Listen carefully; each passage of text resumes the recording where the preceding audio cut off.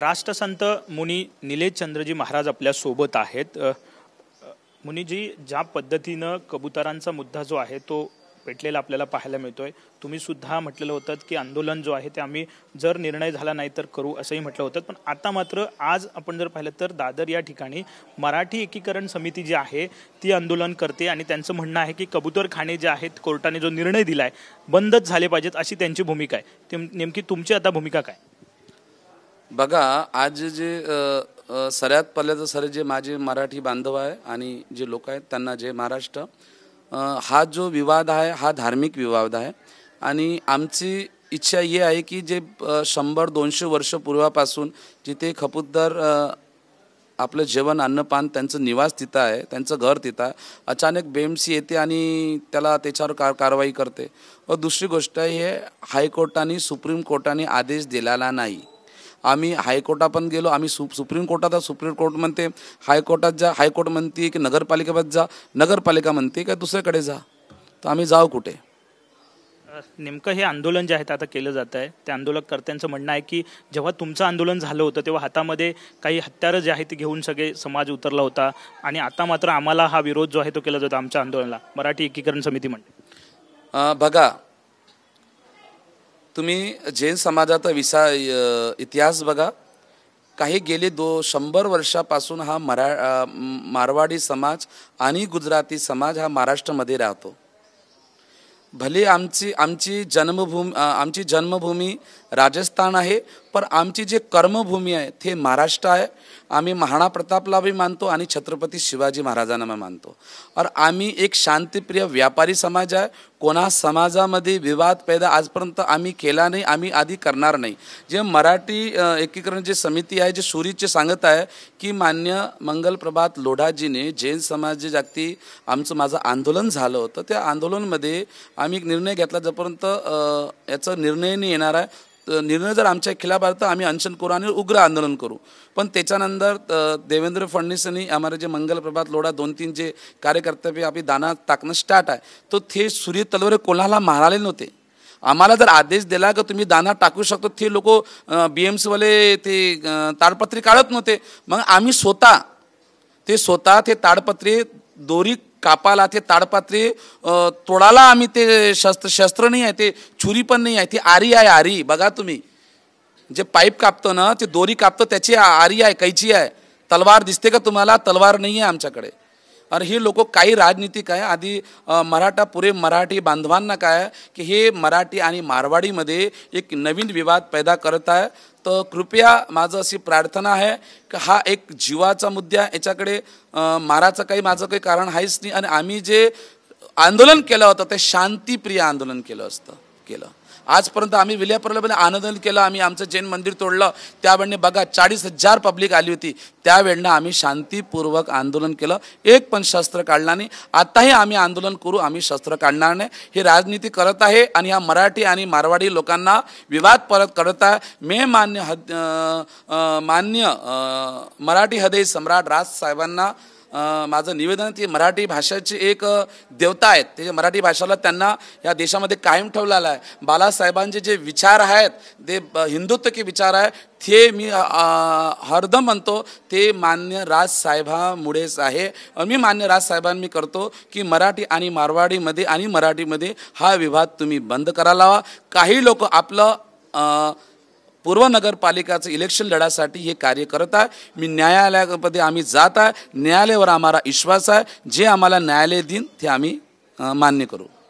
कबुतरांमुळे नागरिकांच्या जीवनावरती इजा होते, त्रास होतो, हा मुद्दा समोर आला। त्यानंतर तुम्ही म्हटलात की आम्ही वेळ पडली तर शस्त्र जे आहे ते हाती घेऊ। आता नेमकी मग तुमची भूमिका काय असणार आहे? कारण आज न्यायालयात सुद्धा त्याबाबतची जी आहे ती सुनावणी होणार। बघा, आज मी 13 तारखेला आंदोलन करायचं माझं कसं आयोजन नव्हतं। मी आंदोलन करणार आहे, पण पर्व पर्युषणच्या नंतर करणार आहे। आणि त्याच्यामध्ये आम्ही काही शस्त्र, आम्हाला जर कोणी मारलं तरी आम्ही मार खाऊन घेऊ। मराठी बांधव जर आम्हाला मारत असेल, आम्ही जर मराठी भाषा जर अपमान जर केला आताच करत असेल तर तुम्ही मारा ना, आम्ही तयार आहे। आम्ही त्या खद्दूरसाठी मार खायला तयार आहे। शांतीपूर्ण म्हणजे मार्ग जो आहे तो शांतीचा मार्ग तुम्ही नेहमीच अवलंबत असता. फक्त तुम्ही त्या दिवशी जे बोललात त्यामुळे थोडंसं वेगळा अर्थ जो आहे तो काढण्यात आला. त्यावरती काय तुमचे म्हणणं आहे का? कारण शस्त्र उगारू असं तुम्ही म्हटलात, त्याचा काय नेमका अर्थ? बघा, शस्त्रमध्ये मी पहिली म्हटलं आम्ही शांतीनाथ भगवानचे सेवक आहे. मी शांतीपूर्वक आंदोलन करणार आहे, परंतु आम्ही आंदोलन करणार. त्याच्यानंतर म्हटलं जर आमचं हायकोर्ट सुप्रीम कोर्ट जर नाही ऐकलं तर आमच्याकडे ब्रह्मशस्त्र आहे. ब्रह्मशस्त्र आम्ही शस्त्र पण उचलू असं म्हटलं. शस्त्र म्हणजे आम्ही अनशन करू. महात्मा गांधींनी होतं ना ते सत्याग्रह आणि अनशन. महात्मा गांधींनी का शस्त्र उचलले का? अहिंसाचा संदेश दिला. आम्ही अहिंसावाला, आम्ही शस्त्र कधी उचलणार नाही.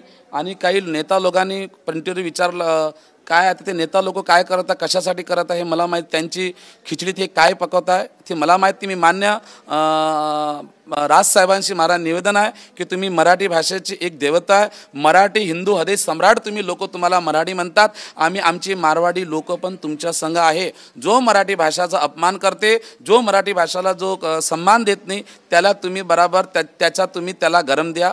आम्ही तुमच्या संघ आहे. आम्ही त्याचा कधी विरोध करणार नाही. राज्य सरकारला काय पुन्हा विनंती करताय का? कारण ज्या पद्धतीने तुमची एक मीटिंग झाली होती तेव्हा महापालिकेला काही आदेश दिले होते, परंतु पुढे काही झालं नाही. परत कोर्टाने ती बंदी जी आहे ती कायम ठेवली. आज पुन्हा सुनावणी आहे. राज्य सरकारकडे काय विनंती पुन्हा करताय एक समाजाचे तुम्ही संत म्हणून?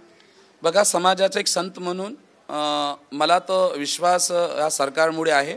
मान्य आमचे देवाभाऊ देवेंद्रजी फडणवीस एक हिंदूवादीची सरकार आहे, मोदीजींच्या विचारधारे आहे. आणि दुसरे आमचे मान्य एकनाथजी शिंदे साहेब ज्यांनी गोमाताला राज्यमाता घोषित केलं, ती जीवदया प्रेमित आहे. मला असं वाटते की जैन लोकांची भावनाला ते समजेत असेल आणि त्याने समजावं.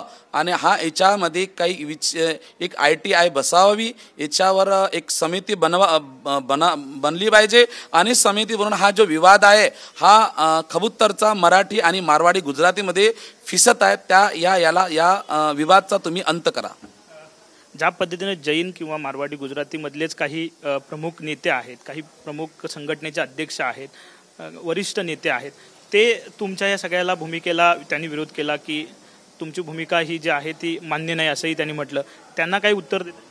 बघा, मी आता माझ्या मुद्द्यावर येतो. मी तुम्हाला की ते पहिले काही वर्ष पहिले जैन मंदिरासमोर किसीने मुर्दी मांस मच्छी अशी टाकले होते. त्या वक्ती एका संतांनी आवाहन केला होता की कोण्याही मनसेला या शिवसेनाला तुम्ही वोट देऊ नका. काय नका देऊ तुम्ही वोट द्या. आमच्या जैन मंदिरासमोर त्यांनी हे टाकलं, मांस टाकलं. त्यांना तर पुरी शिवसेना त्या मुर्गीच्या चक्करमध्ये हारली होती. एका जैन गुरुने म्हटलं तर आता तो जैन गुरु मुर्गीवर बोलते पण कबुतरावर बोलत नाही.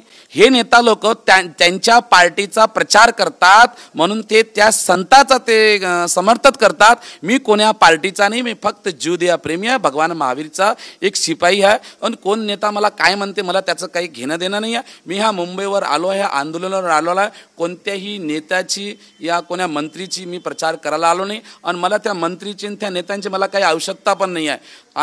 माझा पुरा जैन समाज जो ज्यूदिया समाज माझ्या संघ आहे, तर आमच्याच लोकांनी त्यांना नेता बनवलं ना.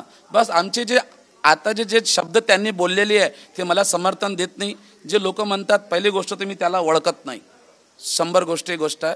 और जे म्हटलं असं ते त्यांचे विचार आहे. पण माझे विचार, माझा जैन समाज माझ्या संघ आहे आणि 1 लाख से जास्त लोक माझ्या संघ अनशनला उतरणार आहे. नेमकं कधी काही तारीख ठरवताय का त्या आंदोलनाची दिशा कधी?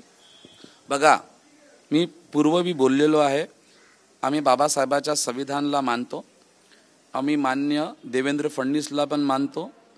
पण म्हणजे माझं अर्थ लोकांनी म्हटलं, काही लोक मराठी लोक म्हणतात की महाराजांनी न्यायालयाचा अपमान केला.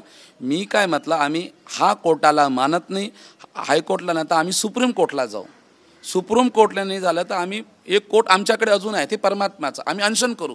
अरे ज्या कबुतरासाठी त्यांनी आपले प्राण दिले पूर्वाभावमध्ये आणि ते शांतीनाथ बनले. और माझं जर सौभाग्य असेल त्या कबुतरासाठी मराला और मला जर मोक्ष प्राप्त करता असेल तर त्या कबुतरासाठी मी मराला तयार पण आहे. किती दिवसात होईल आंदोलन? काय म्हणजे 15 दिवसानंतर, 10 दिवसानंतर, कधी नेमकं? मी राज्य सरकारनं देवेंद्र फडणवीसला त्यांना मी त्यांना भेटायचा संपर्क करत आहे. मी मान्य एकनाथ शिंदे साहेबांना पण भेटणार आहे, मी मान्य राज साहेबांना पण मी भेटणार आहे. कारण की एक मुद्दा मराठी लोकांचा बी आहे, पण माझ्यामुळे जर मराठी समाजाचा जर आत्मा दुखेल असेल तर मी पुरा मराठी समाजाला मी माफी मागतो. माझा ज्या जैन समाजाने जे छुरी तलवारी आणले होते ते कोणाला मारायला आणले नव्हते. ते मग ते कबुतराचा जो शेड टाकलेला आहे, जे बासे टाकलेला त्याला कापायला आणले होते. बस यांनी ह्या लोकांनी मराठा एककरण जे समिती आहे त्यांनी यांना एक गलत उपदेश दिला. आमचा तो उपदेश नव्हता. आम्ही जे शस्त्र आणले होते ते ताडपत्री कापायला आणि ते बाशे कापायला आणले. आणि आम्ही ते जाणून नाही केलं.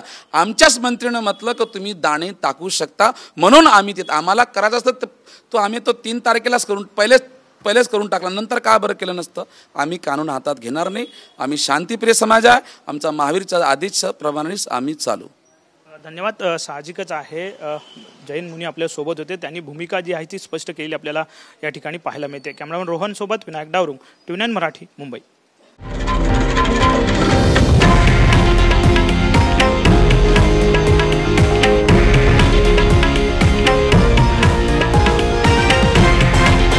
हे आहे देशातील नंबर 1 न्यूज नेटवर्क आणि आपण पाहत आहात TV9 मराठी, एकमेव.